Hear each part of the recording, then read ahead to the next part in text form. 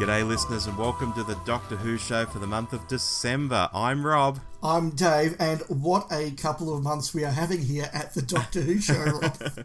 This is crazy. It feels like deja vu. I'm in front of this microphone again with you, Dave. Yes, it was only just a couple of days before Christmas we got together with our friend Richard and recorded our discussion, our very deep dive chat into Star Wars Rise of Skywalker.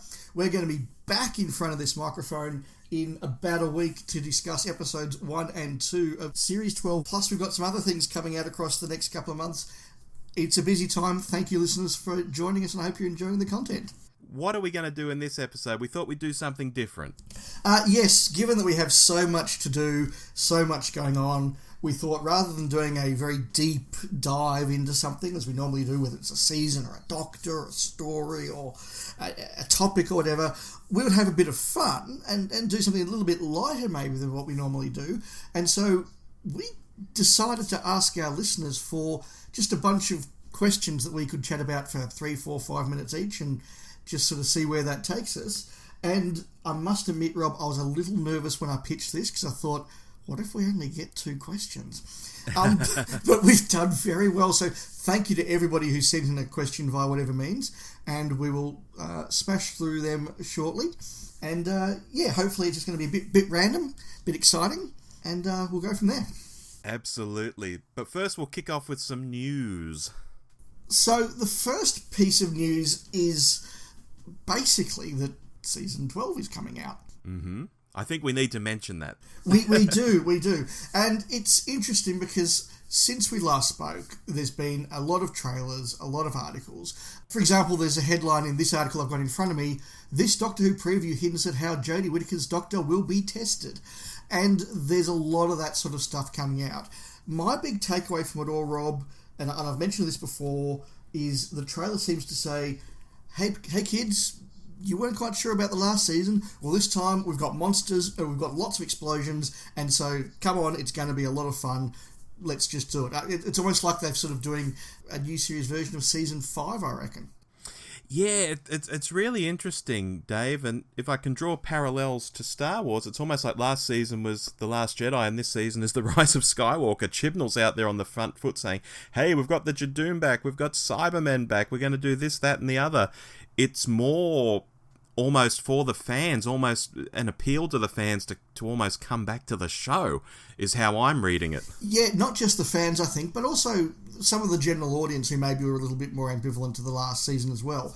Because if you watch the latest version of the trailer, it is literally Doctor, Monster, Explosion, Doctor, Monster, Explosion, Monster, Explosion, Doctor, Monster, Explosion. Like, you know, and I think that given that the last season, which you know, we liked some of, we didn't like some of, but the last season was a very long way from Monster of the Week and Explosions, and was occasionally a little bit dry.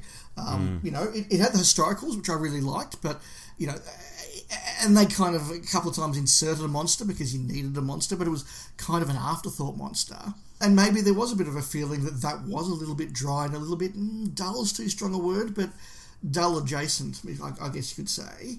And I think they're saying this season's going to be a slightly different tone. It is going to be more monster, it is going to be explosion, or at least that's what they're pitching to us with the previews and with articles like this one where, you know, it's going to be less about the Doctor and the fam so much as the Doctor being tested and more tension between the companions and the Doctor, and it's going to be maybe just a little not darker, I don't think that's the right word, and that's no used word, but just a little bit more drama, maybe. Yeah, maybe a little bit more. Because it does feel like they sort of just coasted through a lot of the previous season's stories. They just sort of cruised through, and there was never a lot of drama or tension to me at times. At times, no, there wasn't. I mean, Graham got some really good, genuine emotional drama, and he played that really well. And I think regularly we were highlighting in our reviews of the season those dramatic moments with Graham and how well he did. And there were some with Ryan as well. So I think they are diving deeper into it, or at least that's the sort of message they want us to take away from all the trailers and all these leaked articles to various different websites and news organisations. So we'll know for sure soon enough. It could be that every explosion in the whole season is in that trailer. But I do think Possibly. but I do think genuinely that is a very deliberate vibe and message they are trying to sell, and I'm here for it. I love my monsters. Yeah, look, we'll know in a few days' time, so I'm delighted we get to record our thoughts here and we can look back on them in the future. If I can get a hit rate over 50%, I'll be happy. I liked about 50% of the previous series. If I can get more than that, fantastic. What I would like is one or two Die-Hard classics. Which would be great. Which is what the last season like. Like, I accept that in a new season, particularly as a hot take, when I'm just looking at it and now I'm affected by my moods in the day and what's going on and all the rest of it, I accept that there will be 2, 3, 4 episodes that won't work for me. That's just the reality of something like Doctor Who, where it's very different every week and there's no consistent tone. That's part of the variety. It means some episodes probably won't land for me. And the last season had that, and that's fine. That's not a bad thing. There are seasons of Doctor Who with far more episodes that didn't work for me than season 11. What season 11 lacked, though, was that one or two just absolute on-arrival classics that everyone just watches and goes... Bangers, Dave. Yeah, everyone just watches and goes, wow, that was classic Doctor Who. That was amazing. Everyone likes that one. You know, you're World Enough in Time. I mean, not every episode can be World Enough in Time, but you need one in a series, at least. Yeah, or a Blink, or a Dalek, or whatever. Impossible Planet, Satan Pit. All of those ones that we've discussed. It lacked one of those. And I think if they can have one or two of those just to raise the season up a bit, I think that will make for a very good season. But yeah, I guess, as you said, we'll know shortly. And listeners, our hot take review of episodes 1 and 2 will be out hopefully sometime on the 6th. Yeah, we'll try and get it out as soon as we can see it down here in the Antipodes. Yeah. Moving on, Dave, I saw this piece of news. Obviously, with the new season coming out, the cast is out there talking about stuff, and I guess journalists are looking for different angles and stuff. And I thought this angle would quite tickle your fancy, because a journalist has got a hold of Bradley Walsh and has got him talking about his history with the show. And he is a big fan of Hartnell and Troughton. Did you know that? I didn't know that, but I'm very pleased that he is. He is, and he's out there talking about watching it in the early days. And this is a quote from him. "If you've watched the program via the beginning with William Hartnell and Patrick Troughton, you were brought up with those," he explained. "That's the pinnacle for me of Doctor Who. That's it. I remember that. That was some scary times." The pinnacle, Dave. How about that? He thinks the pinnacle is Hartnell and Troughton. Yeah, that's really interesting. I actually didn't realise that Bradley Walsh was old enough to have seen the Hartnell era go out, but I have just looked him up while you've been speaking, and he was born in 1960, so he would have been old enough certainly to have watched the later Hartnells and would have been sort of prime time to watch the Troughtons. That's exactly right. So yeah, I thought you'd appreciate that one. Yeah, there you go. Another little bit for those who are fans of nostalgia and retrospectophacy is that somebody asked Jodie Whittaker, and there's a Radio Times article about this, somebody asked Jodie Whittaker who she would like to do a multi-Doctor story with, and she picked Christopher Eccleston and David Tennant. Interestingly, not because of anything to do with their doctors, but because of the actors themselves. They're people that she has worked with, gets on with, and would like to work in a multi-Doctor story with. Now, my initial take to that was, what about Matt and Peter? That's a bit harsh. And I guess she was asked to pick a couple, so that's perhaps not fair on my part. And then I thought, well, all you're really doing is just picking your mates.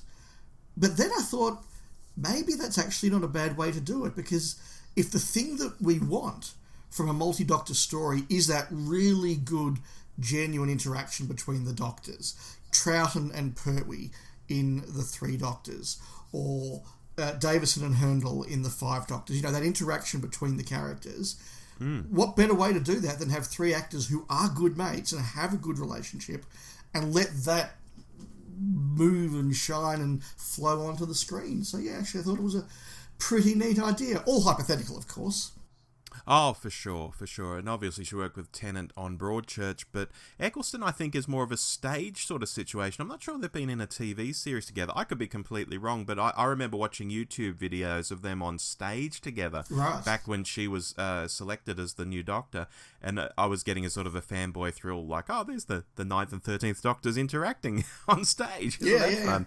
So that's quite cool. And in terms of Eccleston himself, I reckon he's turned a corner with fandom. He now appears at conventions. He talks openly about the show. He's written his autobiography. I think he's gotten a lot off his chest.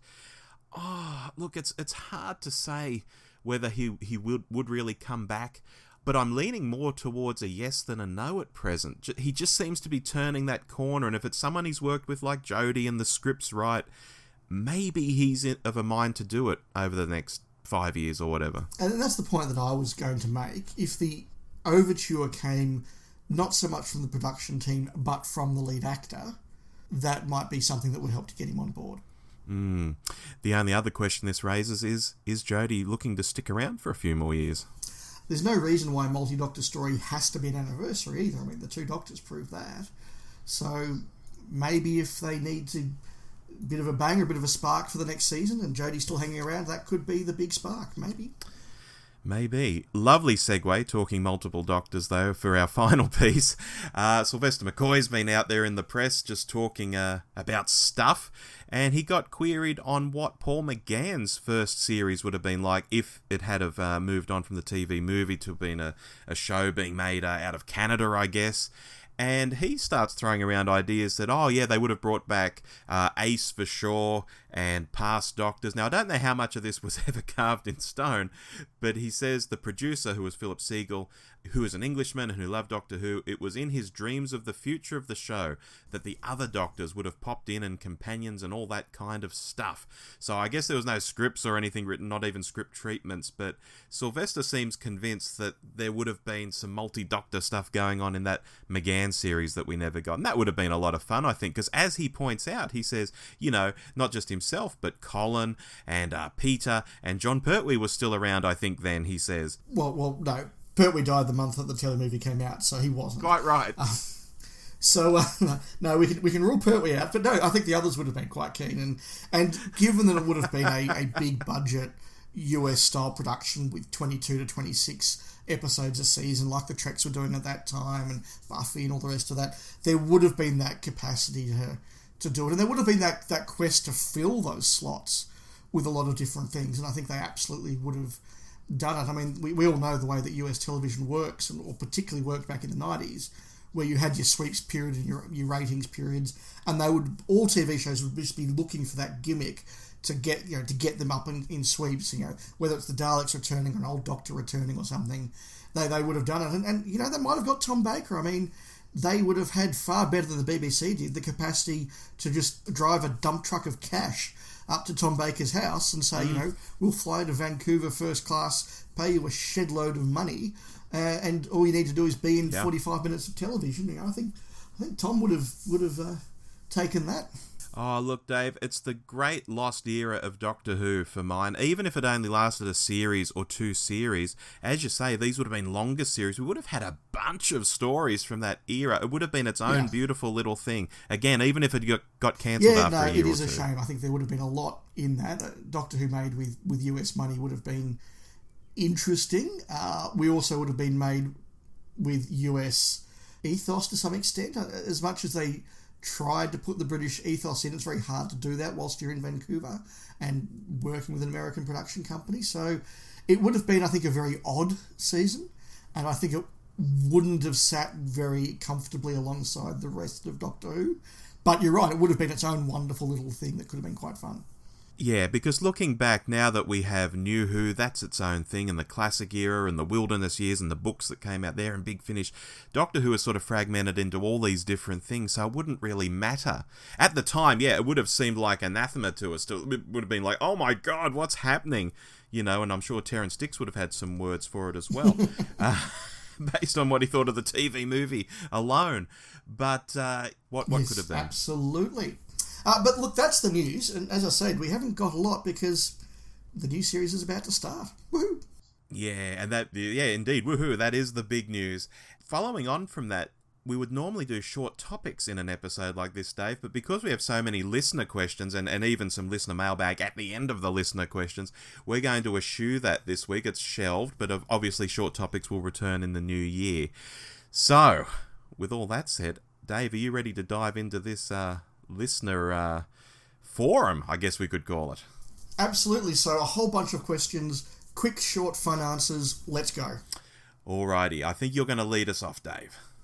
Yes, I am. So the first one that came in was from the Human Palindrome, also known as Mark Cockram, who is at Mark Cockram on Twitter. Hello, Mark. Hello, Mark. Yes, thank you for writing to us. And he says, you can have all the missing Hartnell and Troughton stories back, but you would have to lose all the Pertwee stories. Would you do it? Ooh. For mine, I would not do it, because I think the Pertwee era has some wonderful stuff in it. And we do have most of the Hartnell era already. It's Troughton we're lacking. It'd be great if some more stories come back. But I couldn't trade those stories for all of Pertwee. I mean, that's a hell of a thing. As much as I'd love to see the Mythmakers or something from the Troughton era, like all of, Evil of the Daleks or something like that, I just couldn't do it, Dave. How about you? Well, you see, I interpreted this as being as though Thanos snapped his fingers and the Pertwee era right now in 2019 disappeared and the Hartnell and Troughton eras appeared. What that means is that, look, we've had 50 years of the Pertwee era. In Australia, we've had regular repeats going right back to the 70s and the 80s. Rob, you and I grew up watching the Pertwee era. Let's face it, I could basically recite most of the Pertwee stories off by heart. Therefore, whilst I would miss being able to watch them again, I'm trading in something I am very, very familiar with for stuff I have literally never watched, and I would be willing to make that sacrifice. As sad as I would be to not see the Pertwee era again, I've had a lot of time to spend with the Pertwee era. I know the Pertwee era. How many times can you watch the Pertwee era? I'm sure I'll find out across the next rest of my life. But yeah, if we could Thanos out Pertwee and get back Hartnell and Troughton, but keep our memories of Pertwee. Ooh, okay. Then I say yes. If we lost our memories of Pertwee, then I would say no. So we're coming at this from two different angles, it sounds like. Yes, but unless Mark actually out there has got all the Infinity Stones collected and has this power, in which case, Mark, we need to chat. It is a hypothetical, but a yes from me and a no from you. Okay, let's move on because we've got loads to get through. Tardis Blue, who tweets on Twitter, funnily enough, as Doctor Who NZ, says, is it a mistake for Chibnall to be making claims like this before any episodes have aired? And the claims are Doctor Who's Season 12 premiere may be the biggest episode in the show's history. And he adds, personally, I think it is a mistake. So my answer to that is no, but with qualifications. I say no because the alternate would be to release a press release that says, hey everyone, Doctor Who's coming back, and look, this year it's not too bad. We think you'll like some of it. We know we got a bit of it wrong, but look, overall it's pretty good. That would not be a very successful media release. They have to say it's going to be good. They have to say it's going to be big, it's going to be exciting, and that's just PR. You know, no television show is ever going to come out and not say the new series is bigger and better than it was before. Yes, it runs the risks of holding themselves to a standard they can't meet, but that's publicity. What else are they going to do? My caveat, though, is that they need to be very careful about making specific promises. And one example of that was before the last season, where Chibnall came out and did a lot of publicity and got the BBC media machine talking about how this was going to be an awesome season for LGBT representation and set a standard there that they were going to meet and made a promise, and that really amounted to a few sort of hints and mentions, and the only sort of overtly gay man that we saw died 70 seconds after he came on board, and just fed that trope, you know, the bury your gays trope. Yeah. So nobody would have cared so much about that if it wasn't that they'd made a promise in their publicity. If you're going to do that, you've got to deliver. So general, it's going to be great, I'm okay with. Specifics, if you're going to promise them, you need to deliver. Yeah, look, I concur with all of that. I'm an ex-journo going back 20-odd years, so I've read a lot of press releases in my time, and then later I became a PR guy, so I've written a lot of press releases as well. And this is just the sort of stuff you've got to do. I do agree, Dave, if you're making very specific promises, they should be followed up on, but just saying something is bigger and better, these are very broad things, and they're usually forgotten about days or at least weeks later. We think back to some of these Moffat seasons that we had. He was saying all kinds of outrageous stuff, but off the top of our head, can we remember any of it now? No, we'd have to go back and pull out the news stories and have a bit of a giggle at them. But so I think it's just part of what you've got to do for publicity. I know when you're a very passionate fan, though, as I'm sure Tardis Blue is, like we all are listening to this podcast, it does give you a bit of a pause where you say, oh, this is going to be the biggest episode, and then you watch it and you think, oh, it was just kind of like any other episode, really. I know that's frustrating, but I think it's just what they've got to do. Agree. The next one comes in from Hayden Gribble from the Diddly Dum podcast. Hello to Hayden and the team at Diddly Dum. Hello. Really enjoyed your Christmas episode, as always. Thank you, guys. Yes. He says, what would your dream TARDIS team mashup be? E.g. First Doctor and Donna. Rob, I've got 3. Do you want to start or shall I start? Oh, look, I'll start, Dave. I've got one in my head, and actually I've got 2 in my head, and they both involve Davo. Davo's my favourite Doctor, as everyone knows. If you want to talk Davo, come to me. And I would say I'd like to see Davo with 2 different kinds of companion. One, a more thoughtful, intellectual type, because we always say, wouldn't it have been great if he just had done a lot with Nyssa? And I guess in Big Finish he has. What an excellent sort of companion for Davo. And that's true in some ways. I would pick in that vein someone like the first Romana. I would love to see the first Romana with Davo. Now I'll pause there to see if you've got any reaction. Would she outshine him? Is she too big for Davo? Oh, but I think they'd go head to head. I think it might bring something out of Davo. I think there might be a lot of eye rolling between them, and Davo could be quite exasperated and bring out his Hartnell sort of side. And I just think it could be a lot of fun. Okay, no, fair enough. My second one, on the opposite end of the spectrum, is someone just really out there and fun. And you're gonna hate this, Dave. I'd like to see Captain Jack and Davo. Is that too crazy? No, that actually would be a very interesting combination, I think, because Jack is such the sexually charged extrovert. Yes. And Davo is not.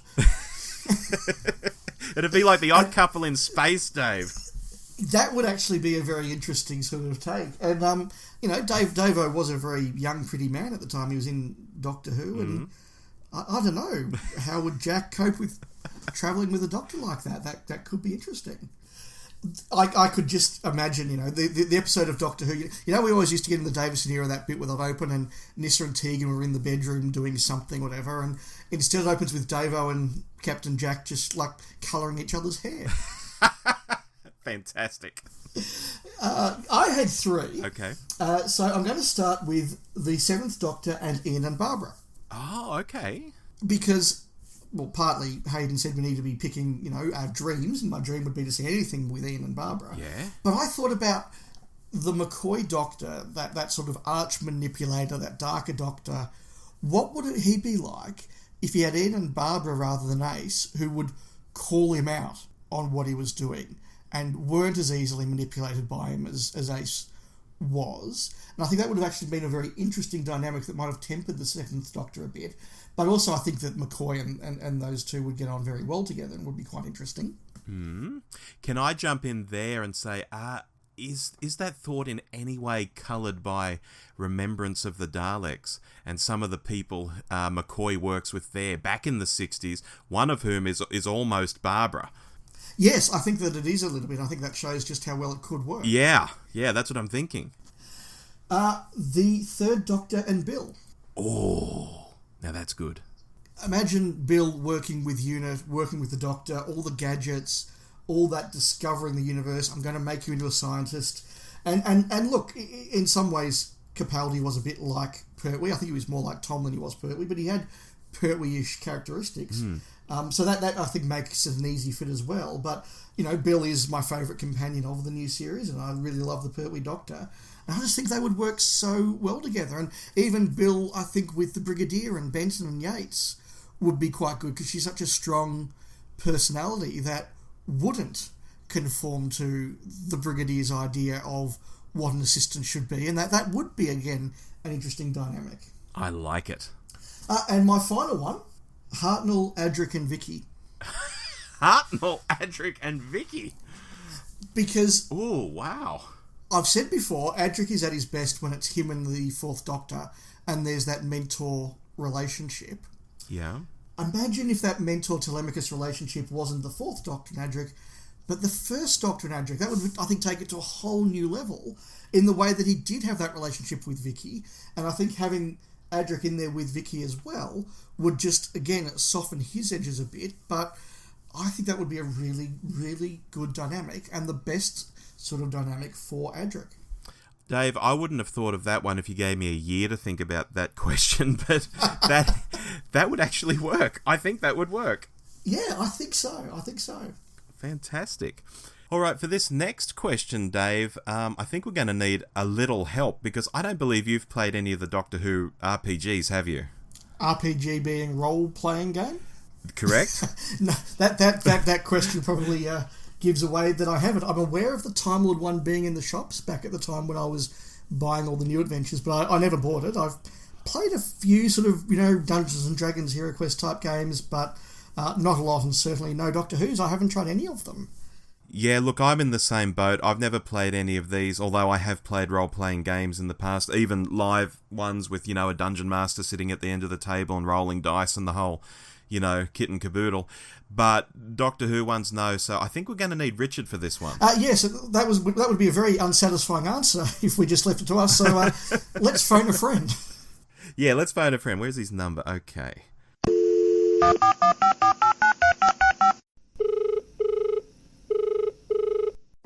Hello. Richard, how are you? Rob and Dave from the Doctor Who show here. How you going, guys? Well, thank you. We're phoning you, Richard, because we've had a question for our latest episode about Doctor Who RPGs. A listener has asked us which are the best, the Farser Games one, the Time Lord one from Virgin Books, or the Cubicle 7 one. Do you have any thoughts on that? Wow, okay. Yes, I have all three. I do remember playing the Fusser one back in sort of the mid to late 80s. I have Time Lord, and look, I don't actually own the Cubicle 7 one, but I have read some of the books. In terms of best, I'm probably tempted actually almost to go with the Cubicle 7 game, because there is a lot of support material for it. There's a lot of, if you know how role-playing games work, you sort of have the core rule books, and then you have all the supplements, and then obviously you have the game modules and stuff on top of that. So look, Cubicle 7 has a lot of supplements and support material. It's pretty obvious that the guys who are writing it, I think, have a lot of love for the series and whatever. So they're quite well written and well put together books. Plus, of course, it's actually the only one that really offers new series content, because the other two are much older. So the Fusser game is roughly contemporary with sort of the first Colin Baker series.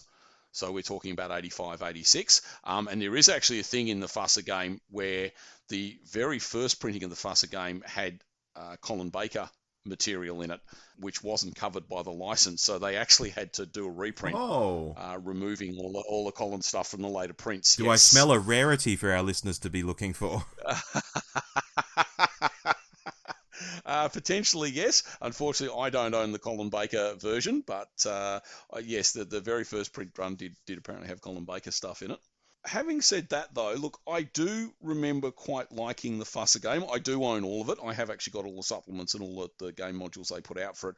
But my favourite part, probably the Fusser one, because, of course, it came with miniatures. And I think, really, it's probably the only one that has sort of dedicated game modules. I think most of the Cubicle 7 stuff probably aren't complete games. They're more story hooks and story ideas, perhaps than actual proper, like if you say play Dungeons and Dragons, you remember you'd buy the actual module and it had everything, and it had the maps and all the encounters and all the, it was a complete adventure basically in a book. Whereas I think, look, they are all what you would call storytelling games. You can play Dungeons and Dragons, obviously, at a quite sort of mechanical level, roll the dice and kill the monsters. This really, or all three of these, and I haven't really mentioned Time Lord, but all three of these really rely on being able to tell a compelling story. So you really need a good dungeon master or game master really to build the atmosphere and sort of, take the characters through the story. Yeah. I'd probably say with role-playing, or something like a Doctor Who role-playing game, keeping everyone involved can be a bit of a challenge, because the Doctor or Time Lord character obviously has more skills and more abilities really than anyone playing the companions. So they can sometimes be a bit overpowered. So it can be a case, the person playing the companions really have got nothing to do at times, because the Doctor's driving the narrative. And I mean, look, obviously you see parallels of that in the series. The companions are sort of peril monkeys, really. So you really, again, were relying on your game master at that point to probably keep the other characters involved. I have seen ones, and I did remember playing one of the Fusser ones, where the Doctor was actually a non-player character played by the GM, and we were just the companion sort of running around after him, which again was a bit of an interesting thing. I'd probably make the point, actually, the new series in some ways would have a distinct advantage there, because you really, the focus in the new series really is that the companions maybe don't have the Doctor's knowledge and experience, but in terms of actual time on screen and what they contribute to the stories, they are as involved as the Doctor. So it would be hard to pick a favourite out of those three. And I haven't really mentioned Time Lord, because it's one single self-contained book. It obviously, again, focuses on the classic series. But again, it's very much around sort of story hooks and stuff. So the idea is really that your game master has to build a narrative. So, yeah, if I had to pick one, probably for nostalgia purposes, probably the Fusser one. Again, and also because it had the miniatures. But I do think the other two are quite worthwhile games. So hopefully that answers your question. It certainly says more than I could have on the topic. Yeah, same here. So Pete Murphy at PopScene69 on Twitter. Hope that answers your question. Thanks so much, Richard. No worries. We'll see you in our Mandalorian talk very soon. No worries, guys. Thanks for the call. That was a nice break for the day. Great. All right. Bye. Bye. Bye.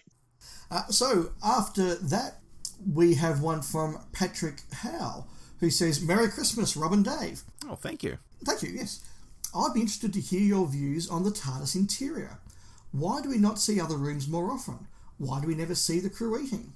Whilst it might not always be exciting, it might allow for more character development and provide context for the companions as they travel with the Doctor. Looking forward to the show and your coverage of the new series. Cheers, Pat. Rob, what do you think? Wow. Well, first of all, thank you, Pat, for your question. I think that might be the first time Pat's written into the show, which is great. So hello, thank you for listening.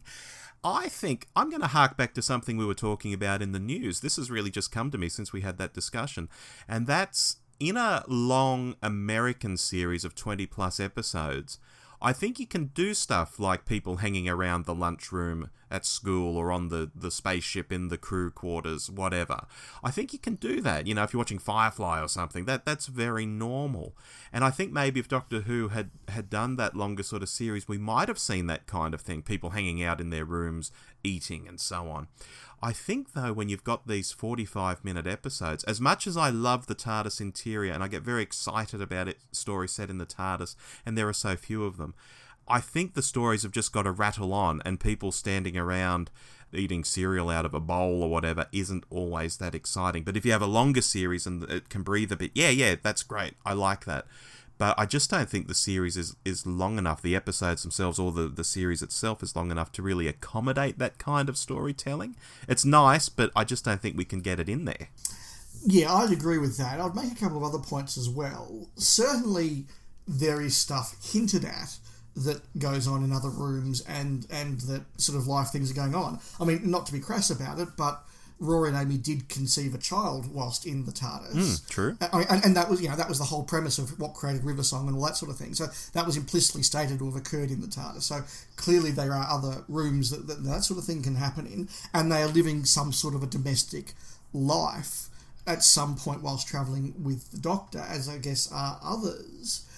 I think that to make the serious point though, I think that we sometimes overestimate just how tight the budget is for the new series, particularly in these later years, and also just how expensive the modern TARDIS interior is, and that's a very bad combination. Back in the days of the old series where you'd say, okay, there's a discussion that happens in another room in the TARDIS, you just get a couple of very cheap flats and a white floor, put them up, a couple of bits of tacky scenery, and you've got a very cheap room. Yeah. You couldn't do that with the current design of the TARDIS interior, which is, I think, a problem. I think the TARDIS interior has become more and more complicated and less interesting. And I'm a big fan of a back-to-basics approach, which would perhaps allow a bit more of that sort of thing. I think there are storytelling reasons why you can't do it. I think there are budgetary reasons why it's harder to do. I do agree with the point that Patrick is making, though. It is a bit of a shame that we perhaps don't see it as much. Not often, but as much. And get that sense that these are people who are living together and travelling together in the way that we have with, the Doctor and Sarah, the Doctor Ian and Barbara, etc. Yeah. Okay, good answer. Moving on, we've got an email from Ben PM. He says, "G'day, fellas. I've got a shameless plug, but also a question." All right, Ben. Well, it's that time of year. We're very giving, so let's hear it. He says, "I release doomy black metal under the name Celestial Shadows. This year, 2019, I released an album entitled Rassilon, with some less than subtle Doctor Who references without. Any keen listeners can check it out at celestialshadows.bandcamp.com or YouTube search Celestial Shadows Black Metal." So if you're into black metal, listeners, look it up. The question, though, is, do you know of any Doctor Who references in music or other media? Cheers from Ben PM.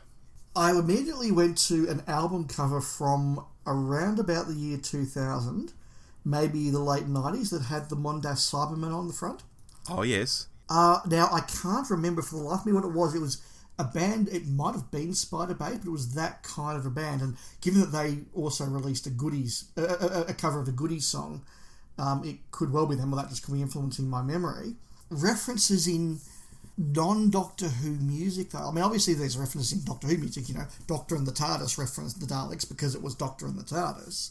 And that did quite well in the charts, scarily. But yeah, look, I think we can include stuff like that. I mean, going back to the 60s, wasn't there I Want to Spend My Christmas with a Dalek, like a single? And then in the Pertwee era, he did I Am the Doctor, that wonderful 7-inch. Yeah, I mean, Fraser Hines released a single that was on one side Doctor Who related, on the other side was just a normal single. And he was very annoyed that the publicity machine said, no, we need to make the Doctor Who track the main track, and the non-Doctor Who one should be the flip side. Mm-hmm. Because the Doctor Who one was kind of terrible, and the flip side one certainly Fraser thought was kind of good, and if they'd actually had that be the one that got played on the radio, it would have sold far, far more copies. But references in mainstream music, there are probably listeners out there shouting at us about this, but I'm struggling to think of any, and that's probably a reflection of my knowledge of popular music, to be honest. Yeah. Look, I think in fandom, and there'd probably be Wikipedia entries on this, I know fans have often made a lot of Doctor Who music, and you hear at Gallifrey 1 from year to year, someone got up and did a set of Doctor Who inspired songs and stuff, but they're not by like particularly big groups or anything like that. They're more sort of fans, amateur musician type situations. Yeah, no, look, if we think of anything, we'll put it up on our social media, and we invite others to write in, and if we get anybody sending us some suggestions, we'll read them out as part of our next monthly episode. But, sorry, don't have a really good answer for you there. That's okay, but do look up I'm Going to Spend My Christmas with a Dalek from the 60s, because that's the one with the Dalek in the chorus, I think, saying, Happy Christmas. And it's quite fun. Did Roberta Tovey sing that? Oh, no, or did she sing something else? She may have sung something else. I think it was a girl group who did it. She did Who Doctor Who, that's right. That's right. Yeah, no, this is the one. It's a girl group, and it's got the Dalek voice in it. I think it's saying things like, can I have plum pudding and custard? And things like this. That's right. It's terrible right. And great at the same time. You're right. And yes, Roberta Tovey, who played the companion Susan in the 2 Doctor Who movies in the 60s, yes, she did join with a girl group and did Who Doctor Who or whatever it was called, yes. Yeah. Yeah. Okay. Thank you for the question. So, Rob, for our next question, given we've had Richard on earlier to discuss it, and this is our Christmas episode, and perhaps we want to celebrate 2019, maybe we should ask some of our other co-hosts to join in, and I think this would be a good question to put to part-time co-host Mike Solko. What do you think? I think so too, Dave. Now, Mike is a long way away, so let's see if we can get him tuned into the podcast frequency here.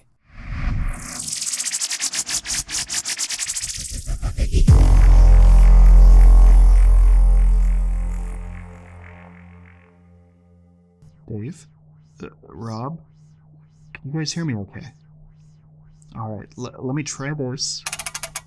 And then if I press this... Okay, it looks like my signal should be coming in clearly now.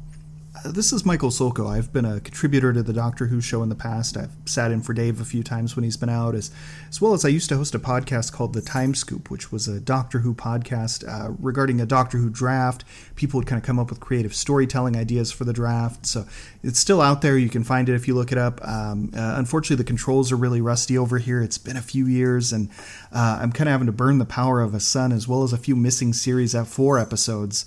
Sorry about that. But I just want to try to get this message through while I still can. And there's a chance that my power might burn out at any time here, so I'll try to go through it pretty quickly. But there's a really great listener email that came in from Sheldon Carnegie. And Sheldon asks, how would you bring back each of these former companions? Ace, Susan, Donna, Clara, and Martha. So I'm tempted to start with Clara because she was the most recent companion. But she's had a few character endings already, and she showed up in Capaldi's last episode, so I'll probably come back to her in a minute. Let me think. So Ace would be actually probably one of the most straightforward and easy ones. We've seen these great season 26 promos where she's running a charitable Earth, her organization, which is lifting up people on Earth, and that's such a great character development from what we've seen in the past. Where she used to be this character who's rebellious and would blow stuff up, and now she's leading this organization that lifts people up and helps their lives. So that's huge. And I think a great way to do it would be to have a Christmas episode or a holiday episode where Ryan and Graham are off doing their own thing. Yaz is with her family. Instead, she goes over and she checks in with some old past companions and eventually comes upon Ace. And she sees a charitable Earth and they have an adventure with some aliens, things along those lines. So it's a chance to get maybe a few old faces in, but without going too overboard. Maybe Clara, no, not Clara at this point, but Donna. So you've always got this issue about what if Donna remembers the Doctor, her head's going to blow up, all these things. So how about this? Donna got married, but it didn't really work out. The guy just wasn't strong enough for Donna, because we know anybody who's going to be married to Donna is going to have to be an incredibly strong person. And she had that lottery winning money that the Doctor gave her, that lottery ticket. So one night she's in a grouchy mood. She gets this cold caller from a charitable Earth, and she thinks about it, and even though she doesn't remember her adventures with the Doctor, she still remembers being a good person and how to take those steps to lift up humanity. So again, she actually works for a charitable Earth now. She donated some of her money, and next thing you know, she's running the office pool. So at some point towards the end of the episode, the Doctor might have a brief encounter with her. That way you're not running the risk of blowing her head up, but you still get to see Catherine Tate on a holiday, and how fun is that? That would be awesome. So back to, no, not Clara yet. Susan, I think, is a tough one because we don't know, did she get stuck on Earth forever? Did she have a family? Different spin-off media has covered that differently. But I think really the important thing to do would be to echo her story with Ryan and Graham. Maybe Graham's thinking that he needs to leave so Ryan can be his own man. Maybe there's a situation where Ryan's feeling cramped by Graham, something like that. And here we have Susan, who was abandoned by her grandfather. And you can say whether that was good or bad, whether she actually was happy about that or not. There's different ways you could go about it, but it's a great way to echo the story of the current companions with the Doctor's original companion, his granddaughter. So not just thinking about it in terms of their reunion, but how it would inform the current companions. There's lots you could do with Susan, but I think that'd be a really interesting take. Thinking of time, ladies, Clara's out there in her time machine, but I'm going to get back to Clara just one more moment. So Martha.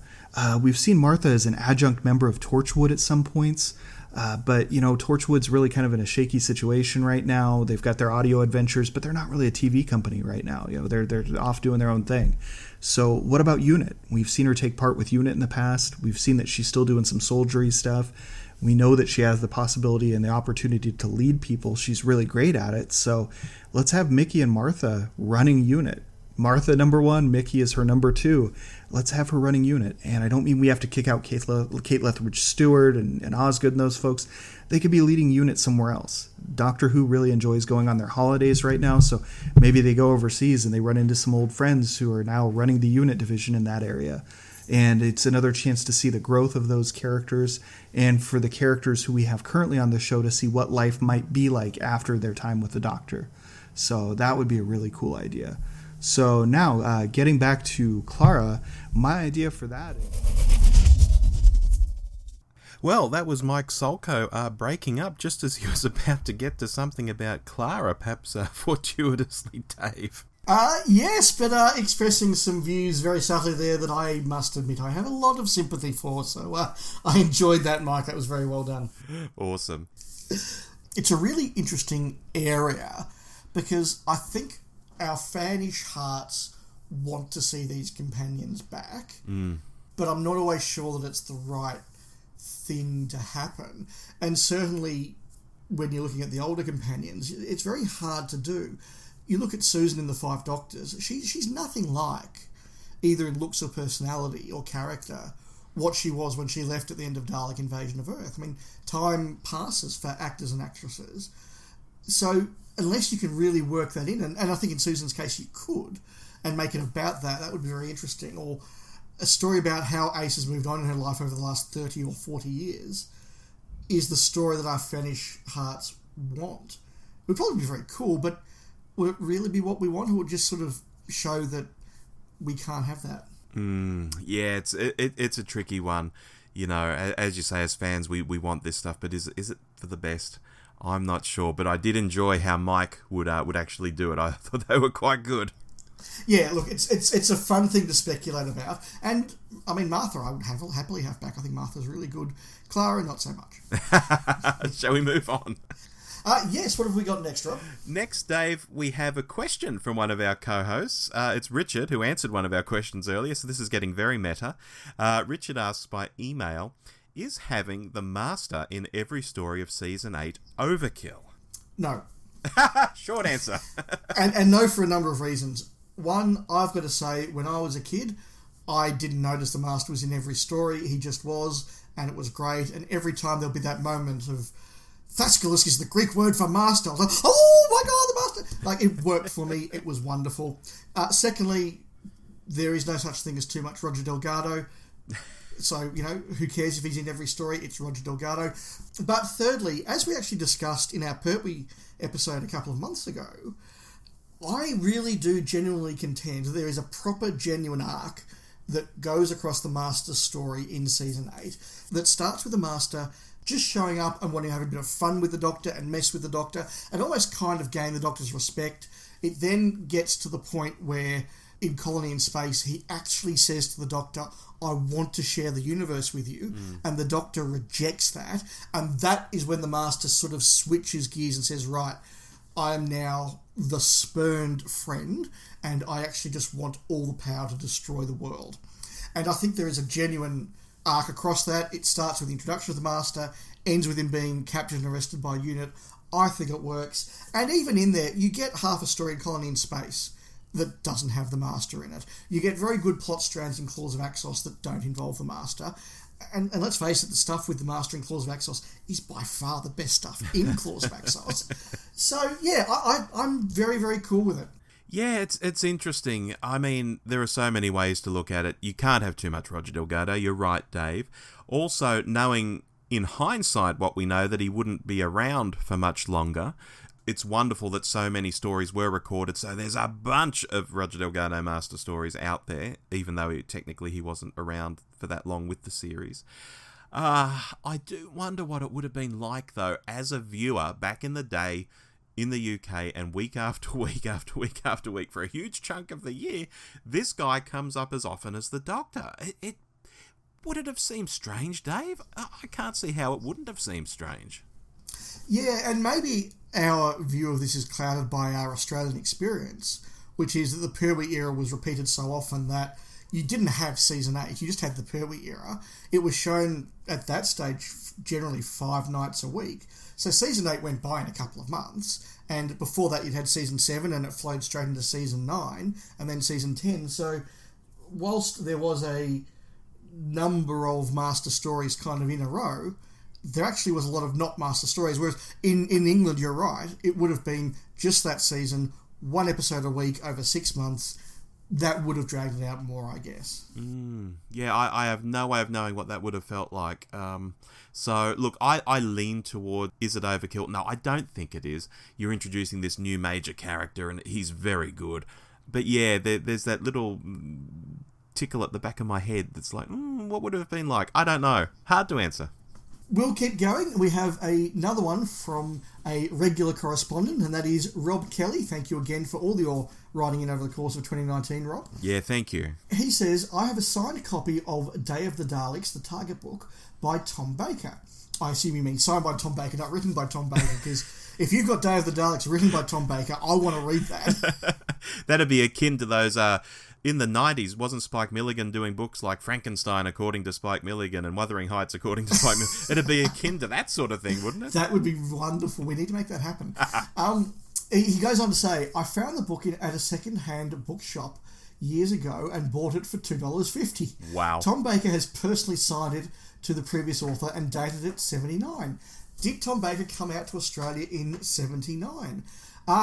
Yes, he did. And in fact, if you listen to a couple of episodes of Flight Through Entirety, Richard and Nathan actually talk about going out to see Tom Baker in the supermarket car park somewhere in Sydney. They talk about which costume he was in. I think it was his season 16 costume he was in, maybe 17. Mm-hmm. Maybe early 17. But they certainly talk about it. I know someone who have met through fandom who has met Tom Baker when he came out. And he was doing at that stage the Keep Australia Beautiful stuff. Why do you want to go to Australia? You know nothing about Australia. Yes, I do. Well, I've been reading all about it. Look. Australia, a sunburnt country of sweeping plains, rugged mountain ranges of droughts and flooding rains. Banjo Patterson. You see, I know everything. Go on, ask me something else. Population. 14 million. Size. Big. Bradman's best test score. Now, I don't know whether he did a couple of trips and that was one, I'm getting a couple confused, but he definitely came out as part of that. He did appear on Countdown and was interviewed by Molly Meldrum. Correct. And if you haven't seen Tom Baker try to work out what the deal is with Molly Meldrum, you've got to check this out, because it's just two extraordinarily eccentric people who are just not gelling at all. Now, your theme song a couple of years ago was a big hit on the charts, and now there's a disco version out. Have you heard the disco version? Yes, I have, yes. And in fact, do any of the Monsters or Doctor Who dance to it at any stage? No, they're not brave enough back home to let me do that. I'd like to do that very much. But the disco version? Yes. I don't know if that's when he did the Prime Computer stuff, which was in New Zealand from memory. I don't know if that was part of the same trip. But certainly when Tom Baker was, a world-famous presence, he did those trips. Yeah, look, I was going to say much the same. There were 2 trips, one in 79 and one in 80. That's maybe I am conflating the two. You tend to find more material online, though, from the 79 trip. Like, I think you find the Keep Australia Beautiful from 79, and I think Countdown was 79. Prime Computer stuff might have been filmed in 80. Could have been filmed here for the New Zealand market. I'm not entirely sure. But yeah, there were 2 trips fairly close together in 79 and 80. So yes, that is a real thing you've got there, Rob. He really was here in 79 in Australia. Yes, sadly I didn't get to see him, partly because I wasn't born. I was only 4 myself at the time and 5 for the second trip, so it wasn't really something I would have been agitating my parents to take me to either. No, but as I say, I do have 1 or 2 friends who did go, and I think that's a very big memory for them. Fantastic. Now, our next question is another one from Sheldon Carnegie. So this will be the second one he's asked in this episode. Dave, he actually sent us 8 for this episode, so we're farming them out. Here, we've got Steve B to answer one of your questions, Sheldon, and we'll let Steve B take it away. Hi there, Doctor Who show listeners. Stephen here from the New Who podcast with a Merry Christmas and a Happy New Year to all of our listeners at home. I also have to say a big thank you to my wonderful friends and fellow Australian podcasting stablemates, Rob and Dave, for having me on to answer, in my own strange way admittedly, a question which was submitted by Sheldon Carnegie, who asks, why do we love this show so much? It's old, battered, worn, impossible, cheeky, sad, infuriating, and at times it draws our ire. Why do we go on giving it so much of our hopes and best wishes? I love this question, Sheldon, and I actually have my own little theory about this that maybe suggests that it isn't quite so simple an answer, and maybe even almost biologically and culturally inevitable that we will forever be obsessed with our favourite television show.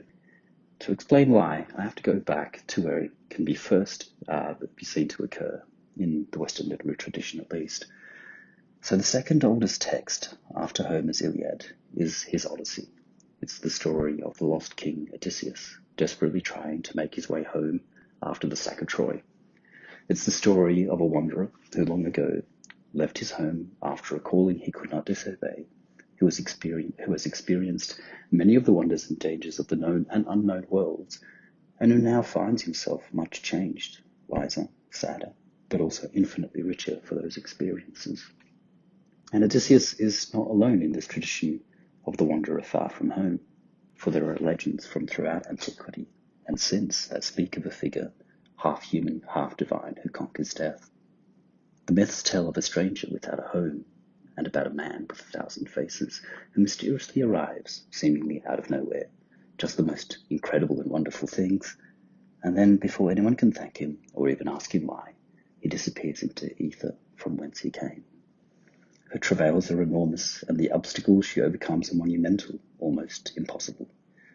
Assisted by friends whom she encounters along the way, she will nonetheless suffer setbacks that result in failures so abysmal that they would deter the ordinary lesser mortals. Exile, despair, even death. At times she is led by her enemies into self-doubt and even temptation in order that she may abandon her path. Yet she is never swayed, never deterred, never defeated. The tale is old and has been told many times. It is the story, amongst others, of Adonis, Attis, Osiris, and of Christ, the Green Knight, and also the Buddha. Our rites of Christmas and Easter, bound to those of solstice and equinox, celebrate to this day those eternally dying and reviving gods, forever falling, only to rise again.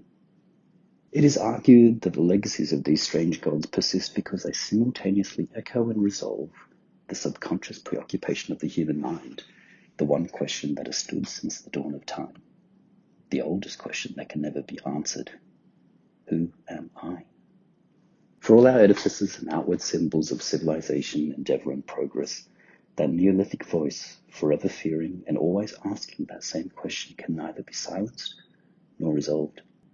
And so we tell the story anew, this time with the hero wearing a different face, more recognizable garments, and are set against the backdrop of our modern times. Sometimes so powerful is its force that the story is retold over and again. This is the story of Doctor Who, and it is the televisual age's own retelling of a much more ancient tale. There will never be a time when Doctor Who isn't relevant, and will always need a hero like the Doctor. Wow, what an answer there. Of course, that was Steve B., our sometime co-host here on the show, and apologies for the sound quality. I did hit Steve up when he didn't have his regular equipment to hand, and I did want him to be on the show, so we recorded in any which way we could, and I'm sure you'll agree, though, that the information in that answer, harking back to the Odyssey and all of that stuff, basically the dawn of civilization, just incredible stuff. Thank you very much to Steve for taking the time. We'll actually hear from Steve next in probably a few weeks when, Dave, you go away for some of the episodes of this new series. Yes, if the schedule for the next series is as we expect it to be, I will be in the New World for 3 of the episodes, unfortunately, which is a shame. Hopefully I'm able to get them where I'm going, but I will be visiting the setting of a classic Hartnell historical during one of those times, so I guess that makes up for it. Fantastic, and I think I know where you might be going. Well, which classic Hartnell historical is set in the Americas? The Aztecs. The Aztecs. Yes, very, very good. And I'm sure it'll look better than the painting they did on the back of the studio wall for the episode. Oh, we'll see.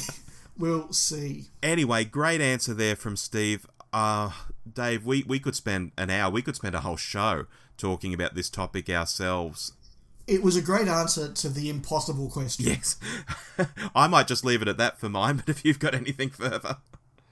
Look, it's hard to quantify why you like anything. You know, why is it that I can sit through every ball of a 5-day cricket test and 5 minutes of tennis and I want to leave the room?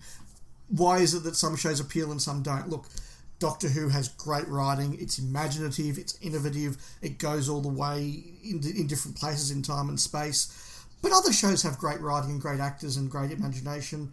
At some point, it just works for you deep down inside, and that's just part of the mysteries of the universe. Indeed. Speaking of people from other Australian podcasts, we have a tweet here from Brendan Jones at Brandy Bongos, who is, of course, a important part of the Flight Through Entirety podcast up in Sydney.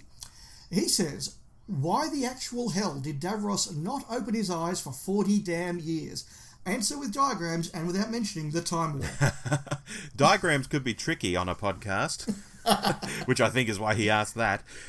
To be completely serious about this, for our listeners out there who don't know, Dave, I always took this to be that Davros was injured in an accident, and that injury was also to his eyes, and although he had eyes, it pained him to open them, and that's why his eyes are always shut. Am I misremembering that?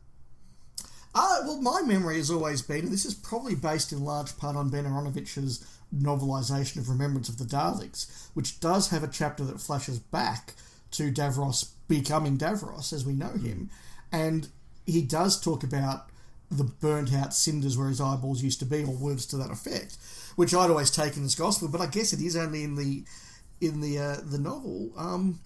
Maybe because his eyesight's better with them shut, you know, his mechanical eyesight is better.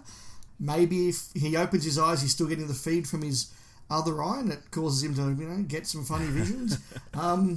Maybe he's colourblind. It's certainly a psych out for people, though, to go into a room with your eyes closed and still be able to see them. If I could do that at work meetings, that'd be quite something.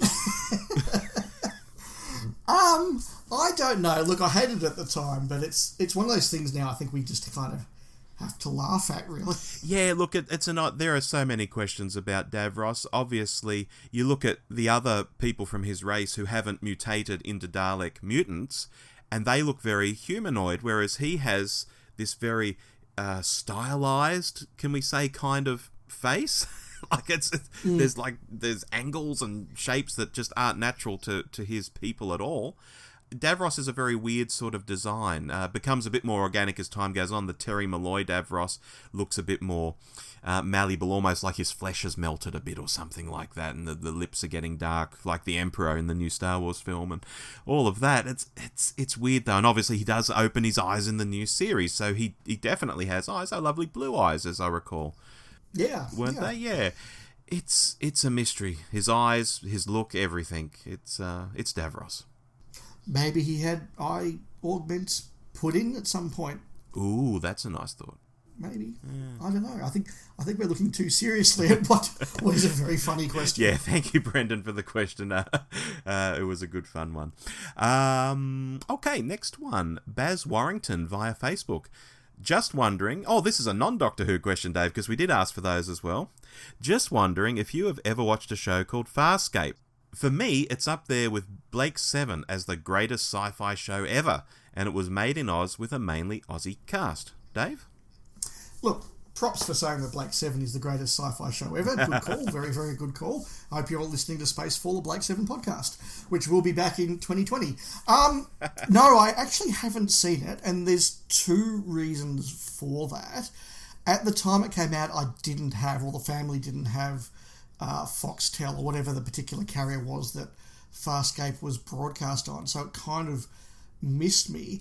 It also was out at around the time I was doing my final years of high school and transitioning into uni, and there are actually a number of shows that have just completely missed me because there are only so many shows I could watch while sort of trying to finish school and do the study, and I mean, you know how involved that can be in year 11 and 12.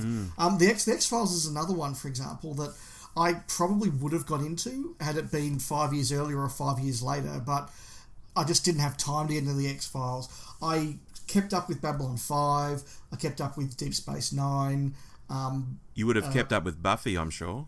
Yeah, Buffy, I discovered Buffy right towards the end of Year 12, because I remember I saw her graduation episode roughly about the same time I was graduating high school. Huh. Buffy and I are the same age. We were born the same year, the character and I. Interesting. Yeah, so like there were shows like that. Roswell I discovered when I was at uni. I didn't watch that in high school. And you know, Babylon 5 at that stage was more about, you know, getting tapes, and if you had a quiet weekend in the holidays, binging 10 episodes, not about watching it weekly, because that's how we were getting B5 at the time. So, yeah, look, as I say, if Farscape was 5 years earlier or 5 years later, I probably would have watched it. And then it did kind of vanish off the radar. It hasn't been a show that people have been coming up to me over the last 20 years and saying, hey, Farscape, you've got to watch it. Maybe I do. Maybe I should check it out sometime. Yeah, look, I'm in much the same boat as you. So the quick answer is no, I've never watched Farscape either. And again, yes, there were so many shows around that time. I was committed to watching certain shows and just didn't see others. It's the same now. You look at Netflix, flick through Netflix or Amazon or whatever. There are shows on there that are marvellous, and I've never seen them. There are even just movies that would only take 2 hours of my time to watch. Never seen them. Yet there are others that I've watched over and over and over. And concur, Dave, that it's not one where people get very excited and still talk about it en masse today to the extent that you want to go and watch it. I think maybe some Farscape actors pop up at Supernovas from time to time. That may be because there was a mainly Aussie cast and they're here as Aussies and they're very easy to get into Supernova. But even that hasn't been enough to sort of get me into it. No, I contrast it with something like Firefly, where I didn't see Firefly at the time it was broadcast, but consistently for 15 years now, there have always been people saying, have you seen Firefly? No, you must see Firefly. Go out and watch Firefly. And I did a couple of years after it came out and became someone who said, if you haven't seen Firefly, go see Firefly. There hasn't been that quite the same for Farscape. And again, perhaps because it was so Australian-based and hasn't had that big US or UK push. Yeah, that's interesting. And with Firefly, obviously the Whedon factor was huge as well, because you had this showrunner out doing other shows, and you could say, well, that guy has also done this other show called Firefly, and then people say, well, I love what he's doing now, so I'll go back and watch it. Whereas I couldn't tell you who the showrunner of Farscape was. No idea. No idea. And Firefly is also only half a season. I don't know how long Farscape went for, but I have a feeling it was a few seasons. I think so. Years, yeah. Yeah, and so again, it's not as easy a thing to catch up with. Stargate is another example from that era of something that I've absolutely no doubt, had I had the capacity to watch it, I would have watched it and enjoyed it, but I just didn't. And it's the same today, as you say, Rob. There are so many shows that I would love to watch, and if I was unemployed and didn't need to sleep, I absolutely would. Sadly, I can't spend 24 hours a day just watching television. Yeah, I completely agree there. So we have one here sent in actually by a podcast, a sentient podcast apparently, flight through entirety at FTE Podcast. It's gained sentience, Dave. Look out. Wow. What a concept that would be.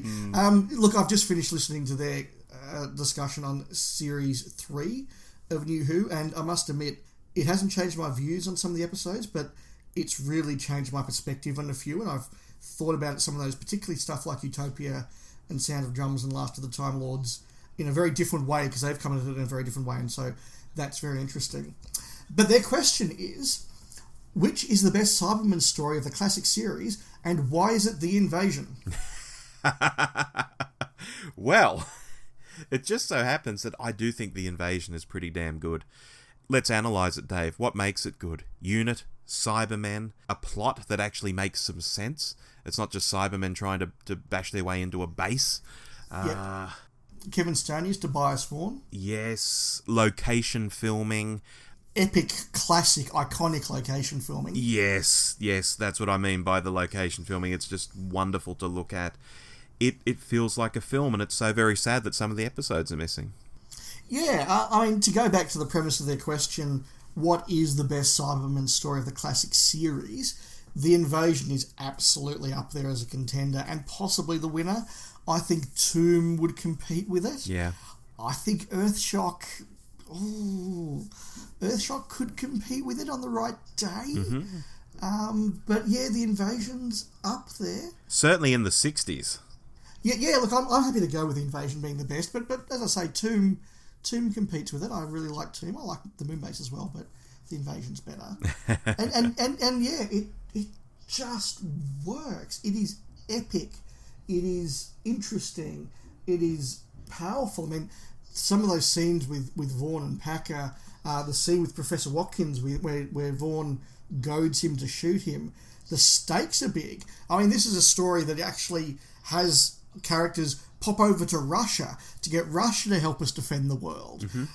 I always remember as a kid being absolutely captured by the idea of the cyber fleet coming in and Zoe doing the calculations so the missiles can take them all out. And then there's the extra bit with the cyber bomb, and Kevin Stoney is fantastic. Peter Halliday is fantastic.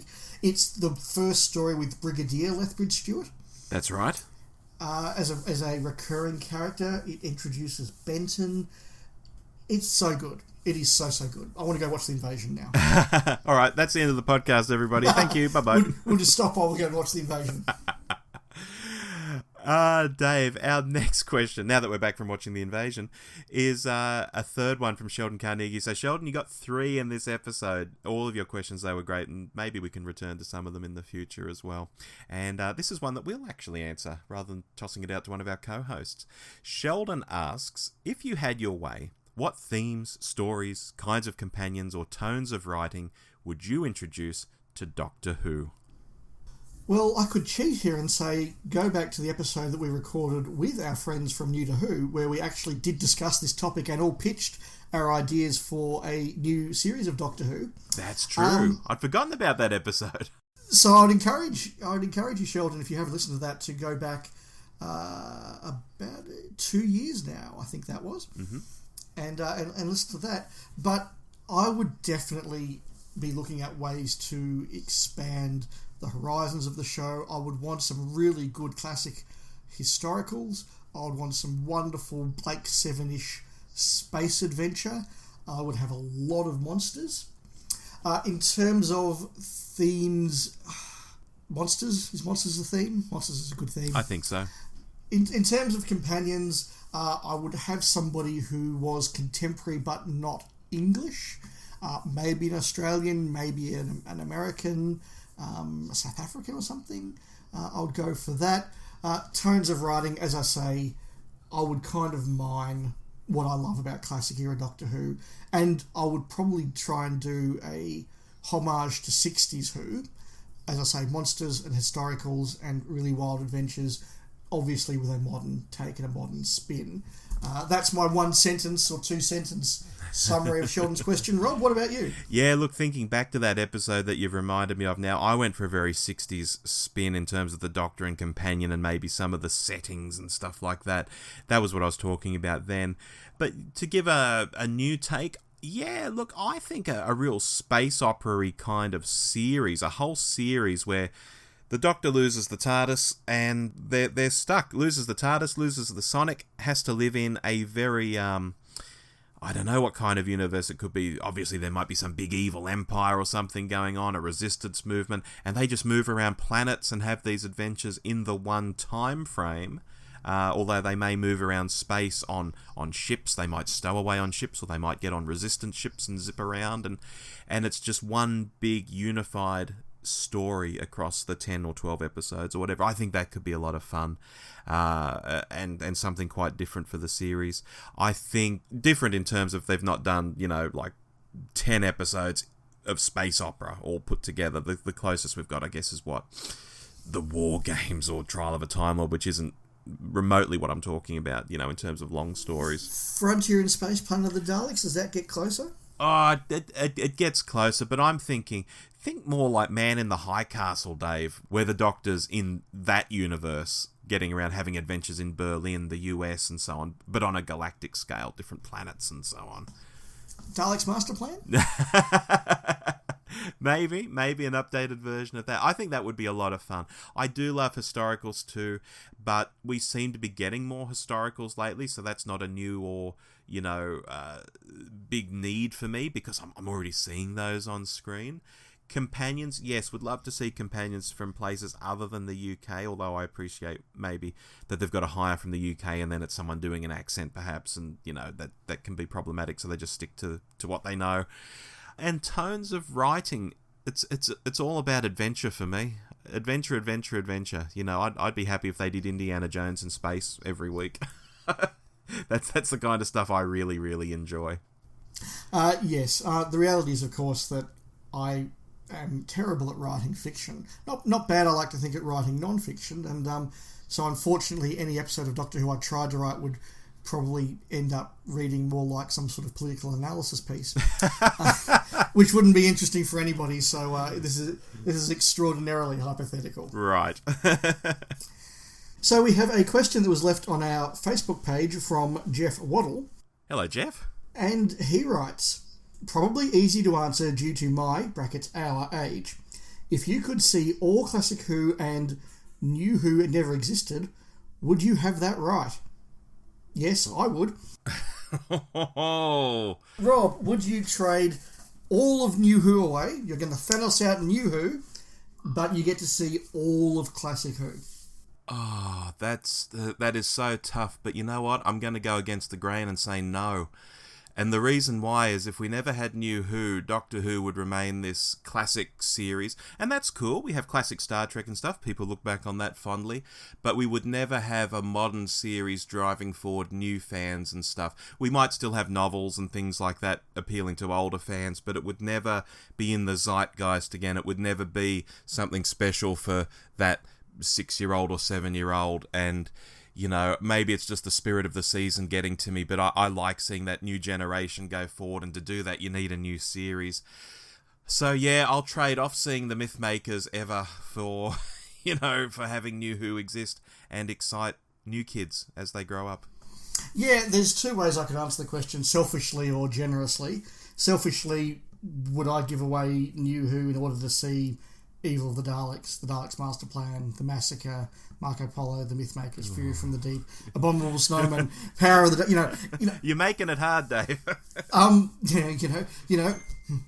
quote Davros, yes, I would do it. That power would set me up above the gods. But yes, you're right. Do we have the right to trade away the enjoyment and pleasure of millions of people who have discovered Doctor Who via the new series? Probably not. Yeah. But if you got me on the right day, I'll do it. Golly, keep Dave away from the archives, folks. So our next question comes from another member of the Diddly Dum team, Mark. And Mark has asked us... Yes, I'm just pulling it up here, Dave. Mark has asked us, which is the best classic invasion? Daleks, Cybermen, or dinosaurs? Obviously, I'm only asking this to make you talk about how brilliant Invasion of the Dinosaurs is. Merry Christmas. Well, thank you, Mark. I couldn't ask for more for Christmas than the chance to talk about Invasion of the Dinosaurs, and you know it, so thank you. Look, to give the serious answer, which of those was the best invasion? It's got to be the Daleks, because the Daleks actually succeeded. Yes. And in fact, I was thinking about this earlier. It's almost unique in Doctor Who that an alien invasion actually succeeds, is an occupying force for a number of years, and then there is an aftermath to it. The invasion isn't, reset switched or undone or anything like that. Earth actually has to pick itself up after that invasion, so it was successful. I've said before, Dalek Invasion of Earth is my favourite Dalek story. We've discussed earlier that Invasion is arguably the best Cyberman story, but Invasion of the Dinosaurs is probably my sentimental favourite in that. It's the one that I loved as a boy. I enjoy it on so many levels now. It's just such a rollicking good adventure with so much message, Pertwee and Sladen together. That probably last really big hurrah for the Brigadier. Yeah. Maybe it's because it's Christmas time and I'm feeling all sentimental and warm. But right now I'm going to say dinosaurs. What about you, Rob? Yeah, I was going to pick up on much of that. All three of these are absolutely fantastic. As you mentioned, we said The Invasion's the best Cyberman story, at least of the 60s, if not of all time. Daleks' Invasion of Earth, I have always loved, and Dinosaur Invasion is just brilliant too. If I had to go with one, I'd probably plump for the Daleks too. Sorry, Mark, but I do love Dinosaur Invasion. It's just wonderful. You're quite right, Dave, on all counts. If we were going novelisations, it would be Dinosaur Invasion, hands down. Would you agree? Oh yeah, that's the better novel. It's been years since I read it, but yeah, I do recall that. Well, this is just another reason for me to stop recording this and go watch The Invasion. All right then, Dave, I'll see you in almost 3 hours. We have another one here from an Australian podcast. This is from the 42 to Doomsday co-host Mark, and I should give a plug here that I do appear on 42 to Doomsday's Christmas staff party again this year, so check out that. We had a lot of fun doing that one. Good fun episode, Dave. There was a lot in it. There was a lot in it. Always fun to chat to those guys. Yeah. Mark says, the furnace is aflame. You have 3 stories in your hand. You can only save one. Fury from the Deep, Evil of the Daleks, or Power of the Daleks. Wow. So we're assuming these have all come back. They've been found. Yes, but you can only keep one. I think I keep Evil. Oh, gosh, Fury, though. Oh. Do the animations still exist in this universe as well? Oh. Can that be my cheat? Oh, no, look, I won't cheat. I will say out of the 3, I think Evil is the more interesting story to me. And I think I would keep Evil. They're definitely all very high on my list of stories I would love to see back. I'm conflicted. I think that the right thing to do on behalf of fandom would be to keep Power of the Daleks, because it is that first Troughton story, it's that first regeneration, and I think that there is a lot of value in seeing that again. But if I made the personal pick, I'm with you, Rob, I would pick Evil of the Daleks. I really love that story. I want to see the climax of it with the Emperor so much. Yeah. And as much as I really enjoy Fury from the Deep, that is one story where I do worry it would actually go down if it was seen, because what on audio is very tense, there's that background sound, it's very claustrophobic. When you see it, would maybe just be lots of people screaming at the BBC phone machine, and I'm worried about that. I mean, I'll never turn it down if it came back, but no, look, personal choice, Evil of the Daleks, but if I was feeling generous and did the right thing by fandom, Power of the Daleks. Yeah, look, I agree there. Yeah. Again, for me, Evil, great time travel stuff, exploding Dalek cities. Oh, what's not to like? Yeah. Okay. Thank you, Mark. Thank you, Mark. Our final one, Dave, before we get to just our general listener emails for this episode, is from William Bill McCann III over in the States, another regular contributor for us. Hello, Bill. How you going? And this one's pretty lengthy. It's very interesting, though, so we've saved this till last. Hi, Rob and Dave. Having heard you weigh in on other podcasts, my question is about a topic I've been kicking around for a while, and that is, what makes for a good podcast?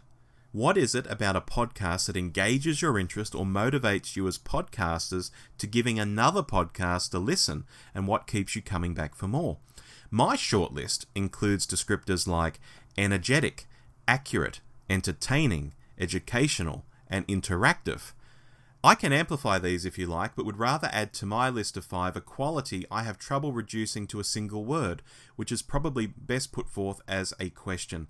Does the podcast give Doctor Who a pass on antiquated visual effects, on subject matter which was once but is no longer considered controversial, on inclusion and portrayal of outdated social norms and the like? Put another way, does it critique and celebrate Vintage Who for what it is? ...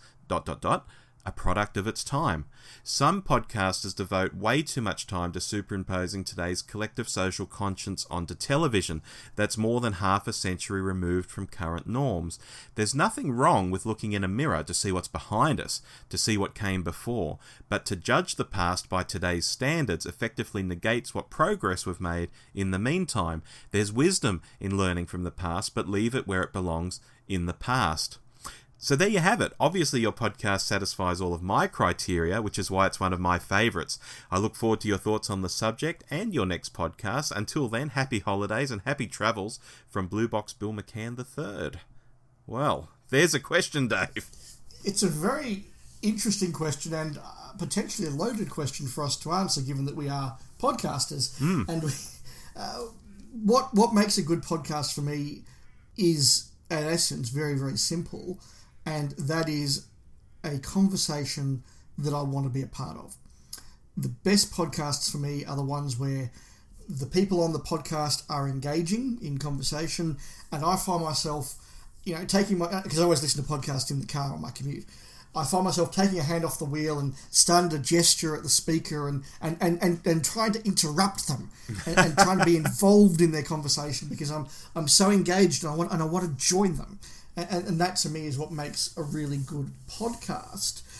In terms of what they say and how they say it, I always think that there are three different ways that I approach podcast, and often individual episodes within podcast. There's number one, which is the best way, which is I agree with everything you're saying, and I love that you're saying what I believe, and it's just wonderful agreeing with you. Then there's the, I don't really agree with the points you're making here, but it's really interesting listening to why you think that.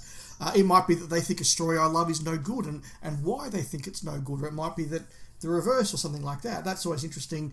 And then there's the third, which is you listen to these and go, did we watch the same program? Yeah. I actually can't get to where those people are. And in those cases, sometimes you do jettison them. And I think that is part of what Bill was referring to there, when you do need somebody that approaches the show in the way that you do. And I think we certainly approach Doctor Who as being a product of its times, and occasionally we discuss things that were problematic and you wouldn't do today, and you still enjoyed the series. It's one thing that, if I can diverge a little bit, when we did the Goodies Pirate podcast, myself and Mark and Rob and Richard, where we devoted a segment every episode to what you couldn't get away with today, and discussed what the Goodies was doing then that you simply couldn't do now, and whether that was a case of society has changed, whether it was actually just quite wrong and it's quite uncomfortable, whether it's a bit wrong but it's kind of hilarious. You can look at a show like that and still enjoy it whilst noting its problems. But yeah, I just, a good podcast for me is one that's interesting and engaging and I want to be part of. At their best, podcasts have replaced, to a large degree, fan clubs and that ability to sit around a table with a bunch of fans and chat about Doctor Who. Fan clubs really don't exist all that much anymore, particularly in Australia. The Doctor Who Club Victoria is going on, but it's a very different club to what it was when I joined it, and it's catering to different needs. And because we don't have that thing of, okay, we'll all go around to somebody's house on Saturday afternoon or to a meeting venue on Saturday afternoon and chat about Doctor Who, we have podcasts to do that, and a good podcast feels like a Doctor Who club meeting. Very well said. Look, for me, there are practical things I look for, technical things I look for almost in podcasts. So just to go on a different track, I look for not so much technical expertise, but technical competence. It's got to sound okay when I'm, zooming along in the car and listening to it. It's got to sound okay. I've got to like the sound of the podcast's voices. Do they sound like friendly people to me? Am I drawn into the conversation? Length. I prefer shorter podcasts than not. There are some podcasts I listen to which are 20, 25 minutes. I think they're wonderful. I think a podcast of an hour or a bit over an hour is really good. That's what we try to do on our show. Podcasts that get very, very long, they have to be very special for me to listen to. One, I'll pull out of the air. Non-Doctor Who, so we're not, playing favourites with Doctor Who podcasts, is Hardcore History. Hardcore History puts out episodes that are sometimes 4, 5, 6 hours long, and I'm literally just playing it every time I get in my car for the best part of a week. So I do listen to long podcasts, but generally I like shorter podcasts. Getting on to this actual question, though, of looking at the past, we often, I was going to say joke, but it's not a joke, we say we're in the sensible centre. And that's not to say that people who don't think like us aren't sensible. It's just the term that's given to the centre. It's the sensible centre. And Dave, you and I were having a conversation with other podcasters just this morning who were making comments about a Star Wars film. and they were saying, look at all these pilots in the fourth Star Wars film, they're all blokes. And that's one modern view to put on it. And it's fair, it's valid, because, hey, they are all blokes in that film. And I said to them, yeah, but look, it's aping World War II movies. In fact, George Lucas had, literally World War II movies he was copying in terms of the dogfighting in Star Wars and so on. And I don't think the US had women fighter pilots for another 20 years after 1977. It was in the 90s sometime. So back in 77, it was completely normal that maybe that's how a fighter squadron would look to the mainstream audience, and that's why they did it in the film. It's not weird to me at all, yet some people might look back at it now and say, oh, that's a bit iffy. But no, it's not. And I think when you come from where we are in podcasting land, we can see why something is, but we don't call it out as much as others might, because I don't think that's useful sometimes. Certainly not to me. Your thoughts may differ on that, Dave. I just don't find it a very interesting conversation to say, oh, someone 40, 50 years ago was, doing things which were normal for that time and we should judge them now. I find that very problematic, Look, I think that one thing that we try to do is put an opinion that questions and is simply an opinion. And we sometimes fail in that. But I think that a podcast that says, here's a view, do you agree, is more interesting than here is an opinion, and if you don't agree with us, you're wrong. Yeah. And, we don't always meet that, but we certainly try to. But, yeah, you're right. There are lots of good podcasts out there that meet our criteria. To give an example of one I've got into this year is the Broad and Fry podcast, which is two people by the names of Stephen Fry and Stuart Broad, who just chat about cricket. And it's helped by the fact that they're both celebrities and one plays Test cricket. But despite that, it is actually just two very clear mates who clearly love cricket and just chat about it for sort of 30 to 40 minutes. And it's really interesting and really fun. Something like Fat Man Beyond, which is Kevin Smith and Mark Bernardin, who talk about pop culture and Star Wars and Marvel and all that sort of thing.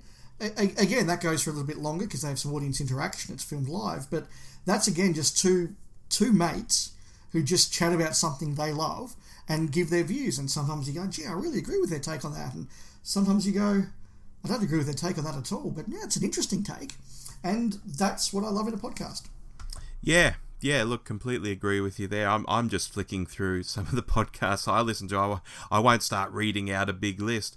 But yeah, it's really about the conversations for me. I mean, I love Conan O'Brien Needs a Friend, where admittedly he's getting celebrities on to chat, but it's not like a talk show chat. This is a chat that might go for 40, 50, 60 minutes, and they can go into all sorts of strange places and very touching places, and nothing like you would see Conan do on TV, although he still has the same humour as he does it. So I really enjoy that podcast. Yeah, that's a big question, Bill. Really big question. Yeah, Tom Ballard's Like a 6-Year-Old podcast. I don't listen to every episode, but I see who his guest is each time, and if it's a conversation I'm curious about, I go and have a listen to that conversation. And again, it's better than sitting in the car not listening to anything. I think about how podcasting's really killed radio, Dave. I mean, some great podcasts come from radio. I do get that. But just in general, I don't listen to the radio at all anymore.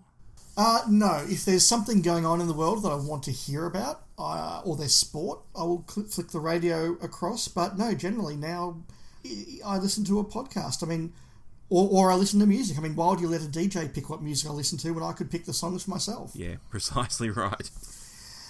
I hope that's given you an answer to a very difficult and complicated question. I hope we've answered that satisfactorily and not gone up our own arse too much. Can I say that? Yes, you can. That was the thing I was worried about. Ask, why is your podcast so good? Well, let me tell you, you don't want to do that. We're just a couple of guys doing a podcast. That's it. We're nothing special, yeah. Yeah. All right, now, Dave, to close the show, we've got some general emails which weren't sent in as part of the question and answer thing, but they've obviously come in, and we'd like to acknowledge the people who've sent them. Do you want to kick us off with the first one from Mike Solko? I shall. Thanks again for writing in and being part of our podcast and part of our year here at the Doctor Who Show, Mike. Much appreciated. Hi, Rob and Dave. I intended to send a list of 5 or so moments before last month's episode, but lost track of time. I love many of your picks. I'll stick with the big 2 new series moments that stand out for me. Father's Day. Who said you're not important? I've travelled to all sorts of places, done things you couldn't even imagine. But you two, street corner, 2 a.m, getting a taxi home. I've never had a life like that. It's a beautiful scene that underscores RTD's approach towards a very human Doctor. Hey, of course I remember. I remember everyone. Hey, we ran, you and me. Didn't we run, Lorna? Who was she? The polar opposite of the previous scene from Father's Day, this gives a glimpse of a deeply alien Doctor trying to show a moment of kindness, while in truth remaining distant. Lorna Bucket, is it Bucket or Bouquet? Is she related to Hyacinth? Sorry, joke there. Lorna Bucket gets a dynamic backstory that I think most fans can relate to. To see how quickly she is forgotten by the Doctor cuts deeply. I hope you're both ready for the weekly grind to start up again in a few weeks. Wishing you both a happy holidays, Mike Solko. Well, happy holidays back to you, Mike. And the weekly grind doesn't stop. Yes, no, we're ready for it. It's been a long time since we did it last time. I hope we're still match fit. Yes, I think we will be. Well, my blazer for the sports desk might be a little tight, but we'll let it out. Now, look, I'll just briefly comment, Dave. Both of those episodes Mike's mentioned there, they're both de-feels, aren't they? Both moments that really make you feel something. And that's where I was going with a lot of my New Who picks as well, because I think that just defines what New Who is. It really does go for the heartstrings at times. Yeah, look, it does, and good television does that as well. You know, I think about my favourite story, The Silurians, the ending of that. I mean, that moment of the Doctor looking at Liz and saying the Brigadier's just wiped them out. That's a the feels moment. It is. Not as laid on as thick, though, perhaps. It's more... No, or, you know, it's the end, but the moment has been prepared for. I mean, there isn't a classic fan who doesn't have that moment, I suspect, deep inside their soul. Yeah. That's a de-feels moment. Yeah, very true, very true. Our next email is from Baz Warrington, who asked us one of the questions earlier in this episode, but this is a slightly earlier email from him, as you'll tell from this first line. Hi guys, just recently started listening to your podcast. Loving it. Well, thank you, Baz. That's good to hear, thank you. Yeah. I've caught up on your take on Capaldi's last season, and in my opinion, he's the best Doctor since Davo. Oh, that's great, Baz. I'd like to hear that. You make a decent comment on how the Doctor falls should have been his regeneration story, rather than Twice Upon a Time. I have a theory that it actually was, and Twice Upon a Time all happened in 12 subconscious while lying in the TARDIS. Wouldn't that be nice?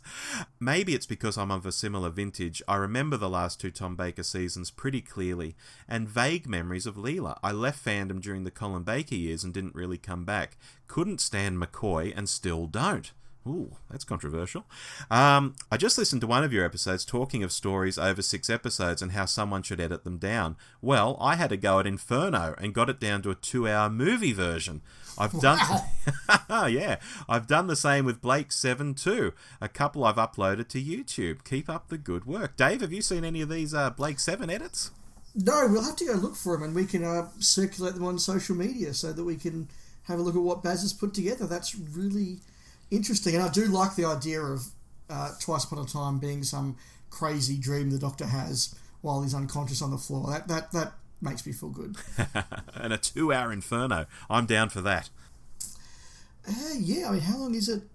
Otherwise, it would be 7 by 25, 140, 175. It's almost 3 hours. Yeah, take out credits and reprises. It's probably well over 2.5, I guess. Yeah, so he's cut a fair bit. Yeah. And our final comment is once again from Sheldon Carnegie via Facebook this time. Is Sheldon Carnegie our biggest fan of 2019, Dave? He's making a late run for it. Absolutely. No, we really appreciate the enthusiasm. Thank you. We really do. Well, I just watched the season 12 trailer, and while I know you can't tell anything at all from a 60-second slice of a full season, it looks like it's going to be fantastic. Trailing Christopher Eccleston there, which is good. He's a great Doctor. I'll spend the rest of the day today studying the daylights out of those 60 seconds and dreaming of how much improvement it's going to be from season 11. Sigh. We've waited so long. Knowing full well trailers can mislead, I'm drinking the Kool-Aid with aplomb and vigour. Laugh out loud, he says. Yeah, look, absolutely. I think that you can take a trailer a little bit too far, and look, he acknowledges a bit of self-awareness there that he's definitely doing that. Bring on the season. Yeah, look, my thoughts on the previous series are what I've said all along. I liked half of it, but my enthusiasm for this series is undimmed. I'm going into it really looking forward to seeing what Chibnall and his writers, he's got new writers, he's got new directors, he's got some returning folk. I'm really curious as to what they can do. I'm as excited as I've ever been for a series of Doctor Who, and people who know me and know how critical I can be at times know that I'm not a raving fanboy, but this is my genuine opinion. I am really keen to see what they've done. I'm really keen to start reviewing it. I'm really excited for what comes out in, about a few days' time. Well, that's a very positive note, I think, to end 2019 on. We've had some fun here. We've had a lot of people write in, which is always really gratifying for us as people who give up time to put this together. It's nice to know that others are keen to engage with us. It really is. It's been great to celebrate with various people who've helped and sat in the co-host chair on and off during the course of the year. And yeah, it seems weird to say that Doctor Who's only a week away, less. Yeah, days, Dave, days. Days. Like, as Sheldon was saying, it has been so long, and it really feels like a long time since we last watched New Doctor Who. And, it's... I don't think I'm actually going to believe it until I start watching the next episode that it's actually just here. Yeah, same. But look, we've had a lot of fun in 2019. I hope you as listeners have as well. We will be back with a lot more very shortly. We have a conversation about The Mandalorian to come. We have another podcast of Decision, which we'll release late in the Australian summer, the UK American winter. We'll have our talks and hot takes of the new series, and of course we'll have our episode for January coming out in a month's time as well. So lots to watch out for on the Doctor Who show. Yeah, we'll be in your ears a lot over the next month. That's a promise. That's right. But until then, I've been Dave. I've been Rob. And we'll speak again soon. We will. Happy New Year, Dave. Happy New Year and happy Christmas, Hanukkah, Festivus. Happy everything to everyone. Indeed. Bye. Bye. You've been listening to The Doctor Who Show, the podcast where too much Doctor Who is barely enough. Subscribe to us on iTunes or listen through the website at www.thedwshow.net. Write to us at hello@thedwshow.net or send us a quickie on Twitter @thedwshow. Facebook.com/The DW Show is also a good place to find us if you're so inclined. Our version of the Doctor Who theme arranged by George Locke. Look him up on YouTube, folks. This podcast is intended for entertainment and informational purposes only. Doctor Who, all names and sounds, and any other related items are trademarks and or copyrights of the BBC.